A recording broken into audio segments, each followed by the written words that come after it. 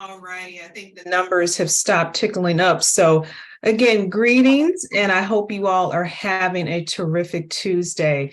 My name is Dr. Jalan White Newsome, and I am Senior Director for Environmental Justice at the White House Council on Environmental Quality. We are so glad that you were able to join us today under short notice, but we are excited to announce the release of our version 1.0 of our Climate and Economic Justice Screening Tool, otherwise known as the CEJST. So again, we're going to jump right in. So a little context. CEQ was charged by an executive order to create a geospatial mapping tool to help us identify what we call disadvantaged communities. I think it's important to understand that disadvantaged communities do not characterize the people in the communities, but it really gets to the disinvestment, the marginalization, and sometimes more pollution than anyone deserves. And so again, that was the goal of this geospatial mapping tool. And we've been able to do this and create this in deep partnership with the US Digital Service. Next slide. So the purpose of this tool was to really be a resource to our federal agencies to help guide the targeting of resources. Now, the Justice40 Initiative, which is another priority of this administration, directs our agencies to make sure that 40% of the overall benefits of federal investments reach these disadvantaged communities. And so Justice40, again, will flow into the following areas that you see on the screen, from climate change to transit to workforce and development. And so that was really the purpose of this tool, to help our agencies identify these communities. So again, a lot of the work of this tool and the developments come from you.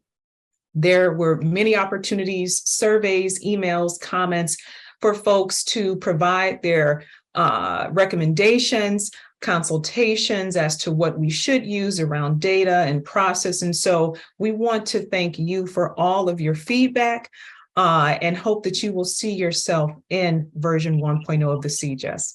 So I'll now turn it over to my colleague, Sharmila Murthy, and I'll come back a little bit later with some closing thoughts. Sharmila. Perfect. Hi, my name is Sharmila Murthy. I'm a senior counsel at CEQ. And I am excited to share with you the changes between the beta version of the Climate and Economic Justice Screening Tool and version 1.0. Communities are considered disadvantaged if they are in census tracts that meet the threshold for at least one of the tool's categories of burden. And if you are familiar with the beta version of the tool, you'll realize that this component of the methodology is quite similar to the beta version. In addition, communities are considered disadvantaged if they are on the lands of federally recognized tribes. I'm going to walk you through 6 key changes that we have made to the tool, all of which respond to the extensive feedback that we received during the public comment period on the beta version. Number 1, a lot of new data sets. In response to feedback, we've added additional data on projected climate risks that show flooding and wildfire risks, additional data on transportation barriers and lack of green space. In addition, lack of indoor plumbing. We've also included a data set that captures communities in formerly redlined areas. We're using a data set that actually dates back to the 1930s maps that the federal government created. And the data set basically takes those digitized maps from the 1930s created by the federal government and converts them into census tract level data. We've also got data sets that show legacy pollution, specifically proximity to abandoned mine lands, as well as formerly used defense sites. And finally, we have a data set that shows underground storage tanks that may be leaking and thus able to capture some additional data on water pollution. This slide and the next slide both show where these additional data sets fit into the overall methodology. The red depicts the new data sets. And as you can see, all of the data indicators, the burdens, are categorized according to areas that relate to both the Justice40 areas of investment, as well as how President Biden describes disadvantaged communities in Executive Order 14008. I will also note that we've made some changes to how we calculate the low income indicator, and also made a methodology designed to capture communities that are completely surrounded by other disadvantaged communities. And I'm going to talk more about that in subsequent slides. So this is just the second page of the long chart that shows all of the different indicators. And all of this information is publicly available on the CEJST website. Change number 2, the tool now depicts the lands of federally recognized tribes. This was a really important change that we heard during the consultations that we did with tribal nations. In addition, we worked closely with our partners at the Bureau of Indian Affairs at the U.S. Department of the Interior to identify an appropriate data set to show the lands of federally recognized tribes, and also to show the locations of Alaska Native villages. And we are using the land area representation data set of the Bureau of Indian Affairs to represent that data. The tool also has a lot of additional information in these improved side panels, and we were really fortunate to work with the U.S. Digital Service, who did a lot of work to ensure that the complex information that's going into the methodology is actually displayed in a very user-friendly format. This image here shows you an example of a tract that is described as partially disadvantaged, because the tract contains the lands of federally recognized tribes that cover 61% of this tract. Those lands are considered disadvantaged, but the non-tribal areas are not considered disadvantaged because they do not meet the underlying threshold methodology. This is an example of another tract from Alaska that actually is disadvantaged because it does meet that burdens threshold methodology. It says it meets more than one burden threshold and the associated socioeconomic threshold. And in addition, there are 10 Alaska Native villages in the tract that are also considered federally recognized. And finally, if a tract does not meet the methodology in version 1.0 of the CEJST, the side panel will clearly just state that the tract is not disadvantaged. In addition, the tool now displays demographic information at the census tract level.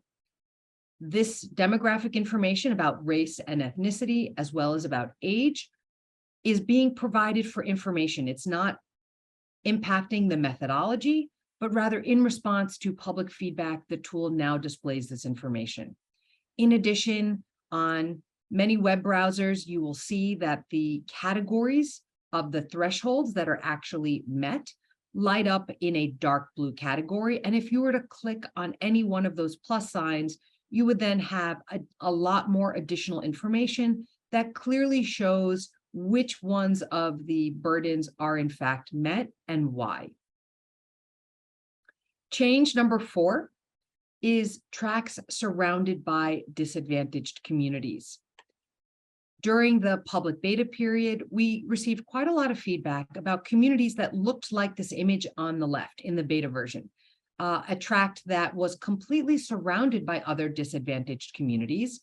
And now the methodology allows those tracts to be captured in the tool and identified as disadvantaged communities if they are completely surrounded and if they meet an adjusted low income threshold. And the side panel will look like this. The low income threshold is set at the 65th percentile for all categories that use that indicator. That's all the categories except workforce development. And for this particular methodology change, we've set that at the 50th percentile, so that we're still capturing low-income communities, but capturing those that might have just missed the threshold set by the beta version. Change number 5, we have additional data for U.S. territories. We have the 2010 census data for the US Virgin Islands and Guam. We have additional data available for Puerto Rico. And in addition, in response to user feedback, we have actually removed linguistic isolation as an indicator in the methodology for Puerto Rico. And then the sixth set of changes that I'd like to discuss are actually a series of really important changes that we are shorthanding as technical changes. But number one, we had hundreds of census tracts in the beta version that were actually just disqualified from even being considered as disadvantaged communities because they simply did not have income information. Now, in line with best statistical practices, we are imputing income information for those tracts. Number two, during the beta period, we received a lot of feedback about the way in which we had two socioeconomic indicators. For most categories, that was low income, and then also a higher education non-enrollment indicator. And our goal here was simply to ensure that we were capturing communities that were low income and met the threshold set by the methodology, but not inadvertently capturing communities comprised solely of students that did not report incomes. We've now modified the way that we calculate low income by basically removing the student population from the population and then calculating low income. And by doing this, we've actually been able to, I think, appropriately reflect communities in the tool. So these images show you an example near Morehouse College. On the left, you'll see during the beta version, this community was not considered disadvantaged. And now in version 1.0, as a result of this methodology change, it is considered disadvantaged because those communities are in fact low income and do meet the burden threshold set in the tool. In addition, a host of changes that are designed to make the tool more user-friendly, including geolocation features, additional plain language explanations, and better ability to zoom in. I'd like to show you two slides that show you results of version 1.0 overall. There are a little over 27,000 census tracts that are identified as disadvantaged in version 1.0 of the CEJST. That's up from 23,000 in the beta version. That includes about 33% of the entire country. And we're really pleased that we have also been able to improve the representation of rural populations. That is 32%, up from 23%. So of all rural populations, now about a third are identified as disadvantaged in the community. And for urban populations, that is up to 34%. I've got a little asterisk here next to the number of census tracts identified as disadvantaged, because there are approximately 1,000 census tracts that are partially disadvantaged, because those are tracts that do not meet the burdens threshold methodology, but do contain lands of federally recognized tribes. And it is those lands of federally recognized tribes that are considered disadvantaged in those tracts. And this slide shows you the CEJST results by region: 26% in the Midwest, 27% in the Northeast, 38% in the South, and 32% in the West.